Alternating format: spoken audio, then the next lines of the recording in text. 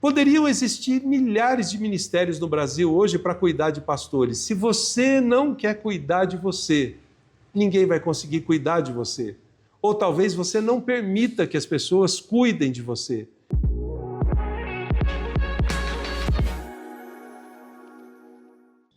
Pastor, na hora que você coloca a cabeça no travesseiro todos os dias, quais são aquelas coisas que mais se caracterizam os seus desafios pessoais, os desafios do seu coração, dos seus sentimentos, das suas emoções? Bom, é exatamente sobre isso que a gente vai falar um pouquinho hoje aqui no Envisionar Podcast, em parceria com a Rádio Transmundial. Esse é o episódio 7 da série Pastor Resiliente que nós estamos fazendo, e hoje nós vamos trabalhar um pouquinho os desafios do próprio pastor resiliente, do pastor que deseja ser resiliente, à luz desse livro que nós lançamos chamado O Pastor Resiliente, que foi fruto de uma pesquisa que a Barna, um instituto de pesquisas americano, fez nos Estados Unidos com milhares de pastores. Depois a Envisionar repetiu aqui no Brasil essa pesquisa recentemente, também com mais de 1.100 pastores de 220 denominações diferentes. E hoje a gente vai trazer os desafios do pastor. No episódio passado eu trouxe um pouquinho os desafios da igreja, os desafios que têm a ver com a adoração, a missão, a unidade e a formação de discípulos. Mas hoje eu quero ir para o seu coração, para a sua mente, para o seu interior, porque eu sei que, na verdade, além dos desafios que a igreja tem nesse tempo de mudanças tão rápidas, essas coisas, esses desafios batem lá no seu coração. Eu já vivi alguns anos em equipes pastorais de igrejas locais, em pelo menos 2 cidades diferentes, 2 contextos completamente diferentes de igreja. Eu sei o que você passa, pastor, aquilo que você sente, as lutas, as barreiras do dia a dia. E eu sei que é difícil a gente fazer uma lista de quais são os principais desafios. Mas quando a gente trata sobre o pastor resiliente, à luz dessas descobertas que a gente fez por meio dessa pesquisa, o livro chegou a 4 grandes desafios específicos que talvez peguem todos os pastores de todo tipo de denominação, todo tamanho de igreja, igreja pequena, média, grande, mega igreja, igrejas de cidades grandes, cidades pequenas, denominações mais tradicionais, mais pentecostais, igrejas independentes e assim por diante. E quando a gente fez a pesquisa, como eu mencionei, a gente pesquisou pastores de 220 denominações diferentes. Então, a gente teve um universo bem grande aqui que podem ajudar você nesse foco pessoal e ministerial. Bom, quais seriam então os 4 principais desafios identificados aqui por meio da pesquisa? Bom, o primeiro é exatamente o desafio espiritual. E ele pode ser resumido numa pergunta: como manter uma vida espiritual autêntica como pastor quando todos esperam resultados rápidos? Talvez essa seja uma das maiores crises hoje que os pastores enfrentam. Ser pastor num tempo como esse, que exige pressa, que tem muitas distrações, que tem um ritmo de ativismo tão grande, exige redescobrir qual é o ritmo da graça. A gente tem aquele chamado irresistível de Deus, a gente tem aquela paixão pelo ministério, e o livro mostra que 86% dos pastores, numa intensidade maior ou menor, tem essa convicção do seu chamado. Isso faz com que, de um lado, a gente tenha a clareza do chamado. Mas, de outro lado, a gente tem a pressão do tempo atual de rápidas mudanças, a pressão do ativismo, a pressão da cobrança de resultados. Então, surge essa pergunta: como manter uma vida espiritual autêntica quando são esperados dos pastores resultados muito rápidos? A resposta, talvez, a essa pergunta não é uma resposta tão simples e única, nem simplista. Ela passa por cultivar solitude, a vida de oração, as práticas espirituais sustentáveis, para que a gente possa não ser iludido e nem ser pressionado pela cobrança do dia a dia.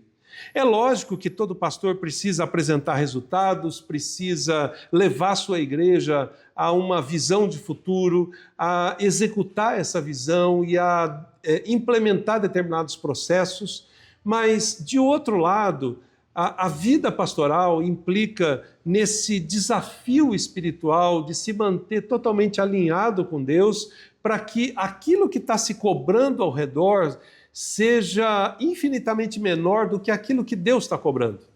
Eu me lembro que certa vez eu estava discipulando um homem que era diretor de um banco, e esse homem era extremamente cobrado pelos resultados do banco.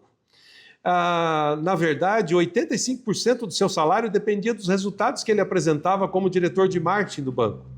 Mas um dia eu fiz um pequeno gráfico para ele e apresentei a seguinte pergunta: os resultados que o presidente do banco espera de você implicam em 85% do resultado do seu salário e do resultado de faturamento do banco.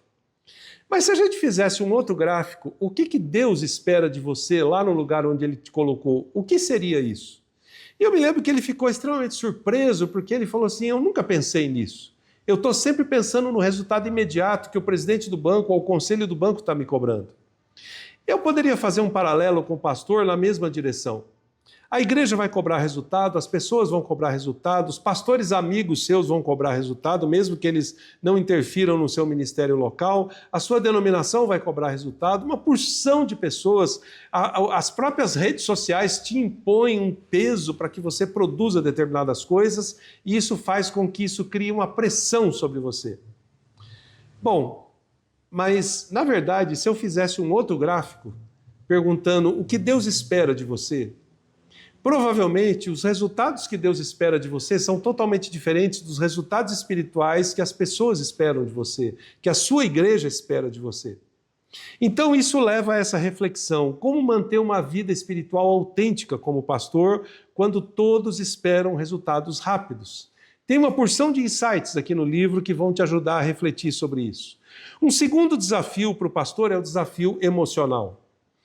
Nessa área, a cada dia mais a gente percebe muitos pastores enfrentando exaustão, ansiedade, solidão ministerial, burnout e até mesmo suicídio, infelizmente, como já mencionamos. Bom, esse é um desafio que todos os pastores, independentemente do tamanho de igreja, cidade ou ministério, compartilharam, que é um peso sobre o coração deles. A pergunta aqui é: como cuidar da própria alma quando eu cuido de tantas outras pessoas? Talvez os pastores não tenham sabido lidar bem com isso nos últimos anos por conta de toda essa pressão, da velocidade de mudanças do mundo, da pandemia e de tantas outras coisas que aconteceram ao longo desses últimos anos. Mas, de outro lado, eu queria levantar a lebre de que se você não souber cuidar da própria alma, como é que você vai cuidar de outras pessoas? Eu sei que hoje a gente tem diversos ministérios e pessoas se levantando para cuidar de pastores. Mas um dia desses alguém me falou algo muito interessante. A gente só consegue fazer pelo outro aquilo que o outro permite que a gente faça e aquilo que o outro quer que a gente faça. Poderiam existir milhares de ministérios no Brasil hoje para cuidar de pastores. Se você não quer cuidar de você, ninguém vai conseguir cuidar de você. Ou talvez você não permita que as pessoas cuidem de você. É um desejo próprio, tem que ser inato isso. Você tem que querer que alguém cuide de você. Ou você tem que também, além disso, querer cuidar de si mesmo. Você lembra de algumas recomendações de Paulo para Timóteo e tantos outros? Cuida de ti mesmo. Não é permita que os outros cuidem, é cuida de ti mesmo. Depois, em segundo momento, permita que outros te ajudem, estendam a mão e cuide de você. Bom, a resiliência, nesse caso, vem como fruto da autocompaixão. Você precisa ter compaixão de você mesmo. Você precisa ter honestidade sobre os seus limites. Você precisa entender que precisa de apoio mútuo da sua comunidade, da sua liderança, da sua família e de outras pessoas. Então, o desafio emocional é um dos 4 principais desafios do pastor nesse tempo, conforme a pesquisa relata. Um terceiro desafio é o desafio relacional. Esse também pega a grande maioria dos pastores. Lidar com críticas, expectativas, conflitos internos na igreja sem perder o coração de servo. Que desafio, minha gente! Como a gente sabe que a gente, como pastor, é atacado, é criticado, é pressionado e, na linguagem popular, recebe chumbo de todo lado. Mas a pergunta aqui é como manter relacionamentos saudáveis em meio à tensão constante do ministério. Perceba o seguinte, as tensões diárias do ministério não vão parar, muito pelo contrário, elas vão crescer cada vez mais. Se a sua igreja dobrar de tamanho, o número de desafios vão dobrar, a intensidade da tensão também vai dobrar. Então a questão é como manter relacionamentos saudáveis com algumas pessoas que te ajudem a se reabastecer para conseguir lidar com as tensões constantes que o ministério tem. A resposta envolve vulnerabilidade, escuta, reconciliação constante. Permita que outros possam te ajudar. Permita criar relacionamentos profundos com outras pessoas. E aqui, quando a gente fala de relacionamentos, não são só relacionamentos informais, talvez relacionamentos formais, talvez você precise de conselheiros, mentores, terapeutas, médicos, profissionais que vão cuidar do seu corpo, da sua saúde, da sua mente, da sua alma. Perceba que quando a gente fala de relacionamentos, nós estamos falando em todas as linhas em que isso implica para que você seja saudável. O desafio relacional do pastor é gigantesco. Ele impacta tanto a saúde emocional quanto a saúde vocacional, que é exatamente o quarto e último desafio, o desafio vocacional. A pergunta aqui é: como continuar sendo fiel ao chamado do ministério que parece perder o sentido ao longo dos anos? Parece que quando a gente recebe aquele chamado, a gente está assim, Deus está aqui, a gente está logo abaixo aqui, num nível profundo e próximo de relacionamento com Deus. E ao longo dos anos parece que a gente vai como que recebendo tanta pancada, que a gente vai se distanciando e vai perdendo aquela chama e vai perdendo aquele ardor no coração. Então, como continuar fiel ao chamado quando o ministério parece estar perdendo sentido? Eu tenho conversado com inúmeros pastores e ajudado inúmeros pastores que parecem estar nesse momento de perder o sentido. Isso não pode acontecer, isso não deve acontecer, mas para isso a gente precisa tomar algumas precauções. O desafio vocacional passa por algumas coisas que precisamos considerar. Nós precisamos voltar a algumas bases. Quais são? O amor por Cristo, a missão do reino, a essência da missão, a convicção de que o chamado é muito mais profundo que o cargo. Uma pergunta que eu faço inúmeras vezes é: se você não tivesse um cargo, como é que você cumpriria a sua missão? Se você não tivesse uma função pastoral, como é que você cumpriria a missão de Deus? Perceba que o chamado pastoral talvez seja um dos mais pesados, mais desafiadores, mais estressantes, mas ao mesmo tempo mais prazerosos. Mas às vezes a gente se apega tanto à função pastoral, ao cargo pastoral, que a gente perde a noção do desafio vocacional. Aquela vocação que Deus colocou no nosso coração, voltada para o ministério, para cumprir a missão de Deus, para pastorear o povo de Deus, para refletir os valores do reino. Então, como é que está isso no seu coração? Bom, perceba que são desafios gigantescos. O desafio espiritual, o desafio emocional, o desafio relacional e o desafio vocacional. Quando a gente junta tudo isso, bom, dá um baita desafio. Algo tão grande que eu preciso de tempo e de passos muito práticos para processar tudo isso.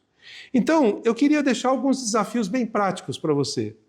Esses 4 desafios formam uma espécie de um eixo que se junta àqueles 4 desafios que eu compartilhei no episódio anterior, que são os desafios da igreja.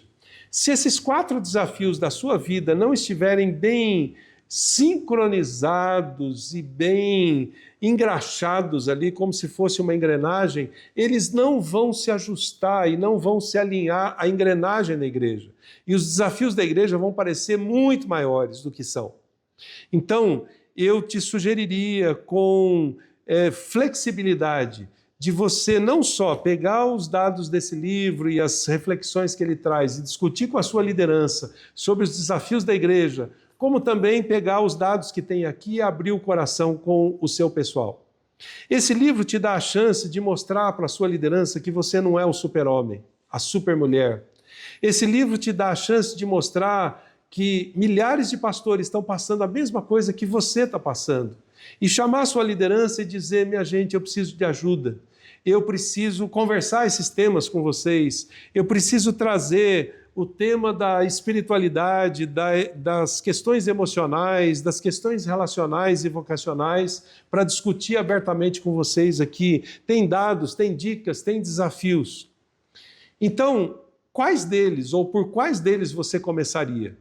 Quais desafios você traria à sua liderança sobre a sua igreja? E quais desafios você traria para uma conversa aberta e transparente, sendo vulnerável sobre os seus desafios pessoais? A minha dica muito prática é exatamente essa.